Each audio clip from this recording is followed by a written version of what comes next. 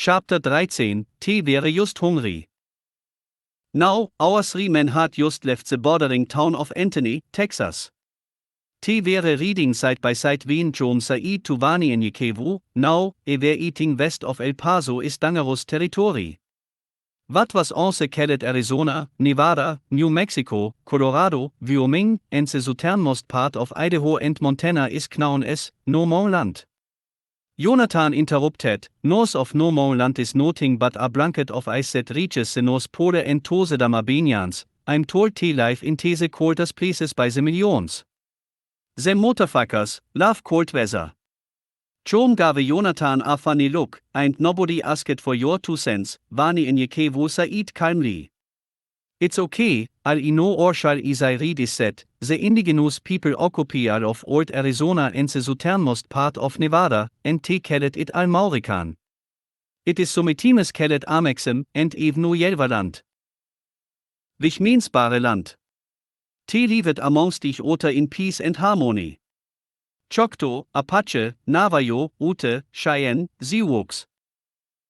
And many others, and they refused to call themselves anything else. Looking at Jonathan, Vani in Yikevu Said, even Wakatilian, Jonathan chokedi Said. Hell, they can call themselves anything they want to, but to this world, they are still nothing more than just Wakatilians. Jom shook his head at Jonathan, as he was saying, there were a few spots here and there that were considered okay, but the lack of water, vegetation, but mainly because of the illegal activities. It's been abandoned for centuries, so it simply became known as No More Land or Nowhere. Jonathan interrupted Jom, when did your ass started talking all nice and shit, no matter what one would call it or some called it, it was a rootless place where there are no rules. Vani in Yikevu Said to them bot, Zabaut has sent me here, and I am protected. What I didst know was that California and Washington were under the sea and replaced with strips of islands. Jom shook his head. Yeah, man, that's been about 5 years now, Jonathan shouted. Man, ja must we been living under those Louisiana rocks. That damn San Andreas fault line gave in en Said, fuck it, Vani in Yikevu stopped his horse. Saying, why are you two going to New Mexico if it's that dangerous? Jonathan smiled, he just told you it's not all bad, prosvire. Prepared, as he upholstered his gun, sie. As they approached the ghost town of Anthony, New Mexico, the 3 young men rode ever so carefully through this town, not knowing what to expect or if anyone or anything was around. Jom, looking around, Said, this is creepy. Have ya noticed the farther we go, the denser it gets with trash and the ancient old cars and buildings. The town on the Texas side was spread out and clean, but this one, just a mile apart from each other, where eating is closer to it. Jonathan Said, yes, Vani in Yikevu replied, I have never seen a place this big without one single soul. If it was the forest, I could understand, but there are many buildings here and not a soul around. Jom pointed out to Vani in Yikevu, when the Albanians built these bubbles, or whatever you want to call them, they built them for all major cities with a population of about. I don't know, maybe 250. 2,000 or more, which were called micropolitan or micro areas. TNT Said something about wasting energy or something like that and wanted everyone to move where the majority of the population existed. They abandoned many smaller cities, especially in the south, taking the bubble but leaving the cities. Of course, there are still a few micros but not so many as it also was. Jom was giving everyone a history lesson on the Albanian cities when Vani in Yikevu took TSAV a coyote. As he rode on, he heard howling, and Jonathan stopped his horse and said, I don't think that's just a few coyotes. Sure enough, about 15 hungry coyotes emerged from the shadows and slowly advanced on them. Jom frantically searched one of his bags, saying, where is it? There was a BR13 in this bag. Oh, here it is.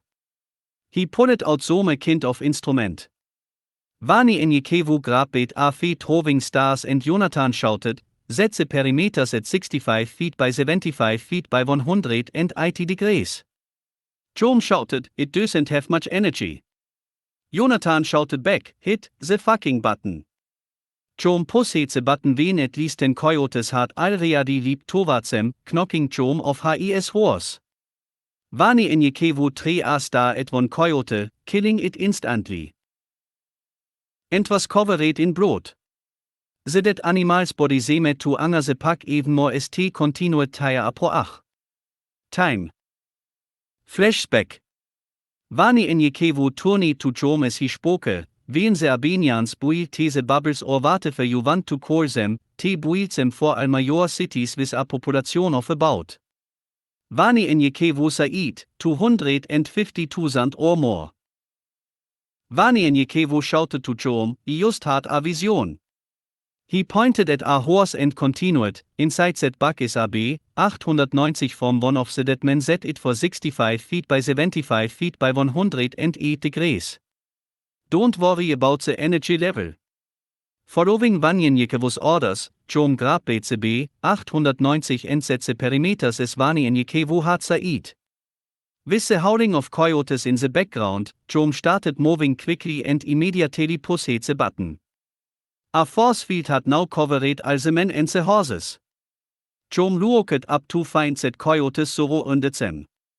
He is away some coyotes passing through the force field and turning into dust. We got about 20 to 25 minutes before this force field is gone. 10 what? Vani en Jekevu, not wanting to kill the entire pack, noticed the pack leader. Wait, he shouted. Take us over there. Joam began to spoke as tutu. 3 coyotes attempted to jump through the force field and fired, but Vani en Jekevu interrupted him, I know what I'm doing, so. Joam took the force field as the men rode their horses, step by step to stay in the force field to the location Vani en Jekevu pointed out. 15 minutes, shouted Joam. The 3 men and their horses were in our corner. Okay, lead me out of this thing.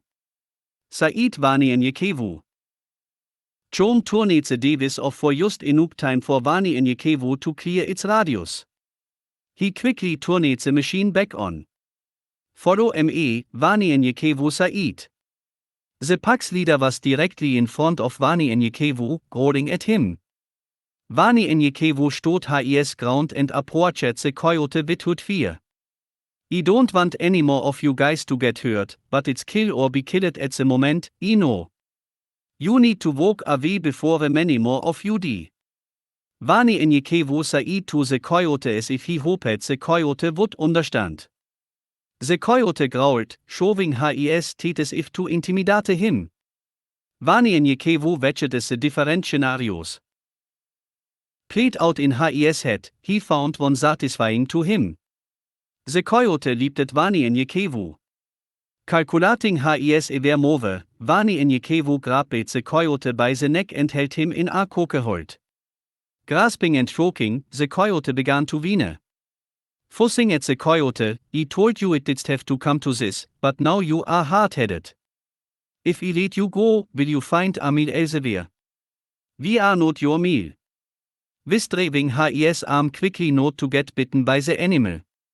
The coyote quickly got up from the ground and ran off, with the rest of the pack following suit. Joam counted down the timer on the instrument. 3, 2, and 1.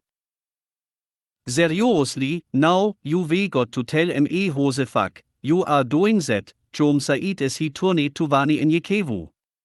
Te wäre just hungrig. Vani en Jekevu said as he got back on his horse. Jonathan said with his arms flying around. Shit, that only explains why te attacked. Hell. We know that much. Moving Jonathan's horse to the side, Joam said, that's not what we're talking about, and you know it. As Jonathan joined back in, yeah, man, how in the hell do you know when shit is gonna hit the fan before it happens, is what he's talking about, and you know that, and what is this thing with you fussing with an animal like yours is Dr. Dolittle.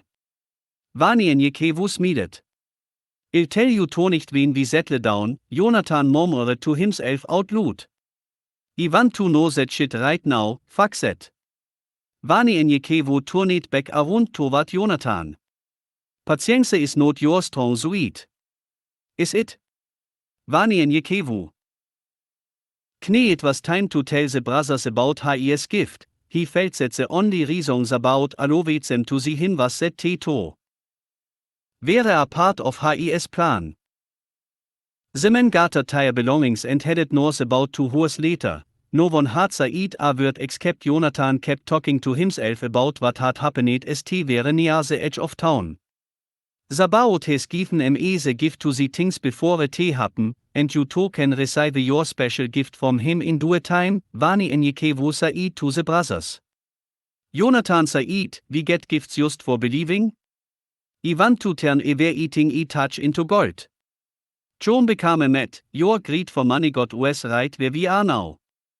Vani enjekevo was confused about what that meant, but Knee, it had so meeting to do with tire past, so he said nothing.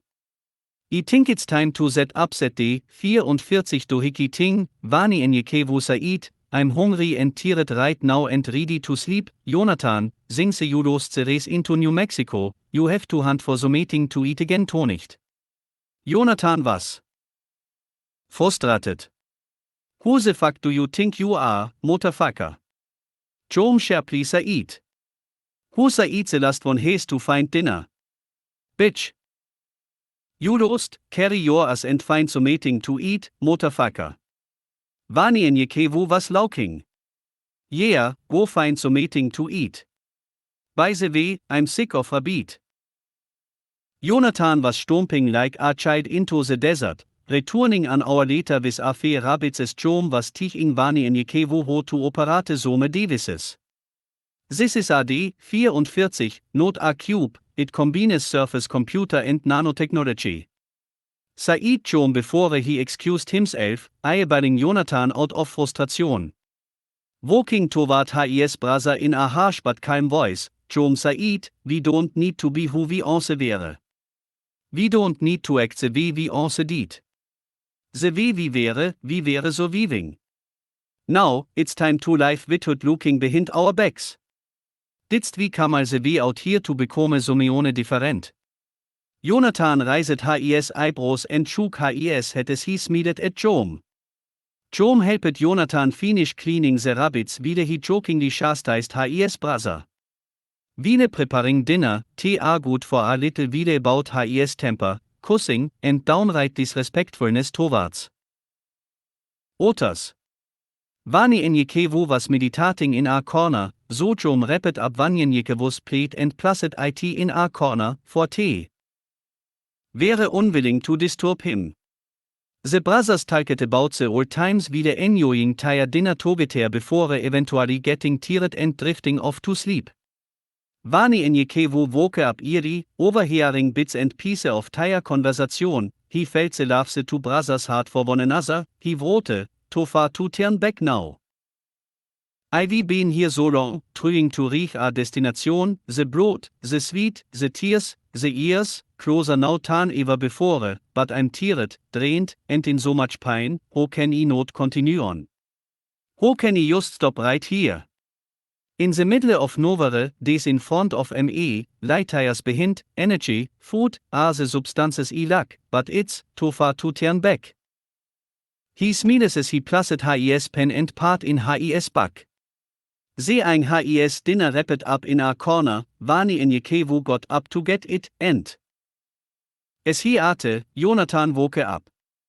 I'm sorry about last night. Vani enjekevo felt Jonathan's sincerity and said, I understand that adapting to a lifestyle is not the same as being told a lie all your life. For instance, if you teach a wolf to be a dog, would he not know how to be a wolf? Deep inside, he would know the mating is wrong, but he would never know unless he is told that he is not a dog, but a wolf. Basically, don't change who you are. The boat uses us because of who we are. Not who we are trying to be or who we want to be. Jonathan had a bizarre look before saying, Man. What the fuck are you talking about? Vani en Yekevo lauket solut hi woke ab Jom. Jom Said, wat so funny. Jonathan smedet. Oh, talk to your boy, talk to your boy. Volves and dogs are wat so funny. Vani en Yekevo continued to lauk, shaking his head, ja boot ready to head out. Stretching and yawning. Jom Said, yeah. Marking sure the horses hard food and water, the 3 men continued north as Vani en Yekevo talke tuse. Brothers, Aman is not ruled by his will but by the heavens is he ruled. Jonathan quickly Said, tere he goes again with that shit. Turning to Vani en Yekevo. English. Do you know English? Speaking in proverbs and Stuf, do we look Chinese? Vani en Yekevo, had a look on his face, yes. Jonathan talked about what he said, we are. Well, you know what I mean. Vani en Yekevo smedet, no. Frustrated, Jonathan said, well, fuck you. Jom shook his head, and Vani en Yekevo just smedet, to understand me, you must understand my God. He pulled out the Torah. The first book of the Torah is Genesis. As he began to read it to them, the 3 passed the book to one another before long, reading to each other and talking and discussing different events in the book. T focused on how the children of Israel were crossing the Jordan River in the book of Exodus, and before Noon, T were less than a mile from the old abandoned city of Las Cruces, New Mexico. Reading along the city's edge, Vani en Yekevo noticed the dome was partially surrounding the city, but it still looked abandoned. T continued to the entrance, but no one or nothing was in the front entrance. Jonathan looked at Vani en Yekevo, you can touch the walls now, no one seems to be here, and Ten smedet. Vani en Yekevo did indeed touch the wall. The cold, smooth surface felt like water, but his hands were BR13. Every spot he touched would change colors like that of a rainbow. Vani en Yekevo asked, what are those things going into the clouds, wieder staring into the clouds? Those are buildings or apartments, it's where the people lived. Jom said as he continued. The smaller buildings housed the different Albanians who would come to check on the people and Otterstuf did from time to time. And he can't fully tell you what that was, but the buildings in El Paso were bigger. You did see those? Vani en Yekevo replied, there was so much going on in that city, and he wasn't paying too much attention to the buildings as much as the people. Ten Simeone started cursing at me. Jonathan said, you got that right. T slowly moved inside the abandoned city village. Jom and Jonathan talked Vani en Yekevo about bubble cities and tire technology. Las Cruces was also a bubble city about 120 years or so ago, but now, look at it. Desolate and disowned. Also having a population of 3 to 5 million, it is now nothing more than a huge ghost town covered in white dust.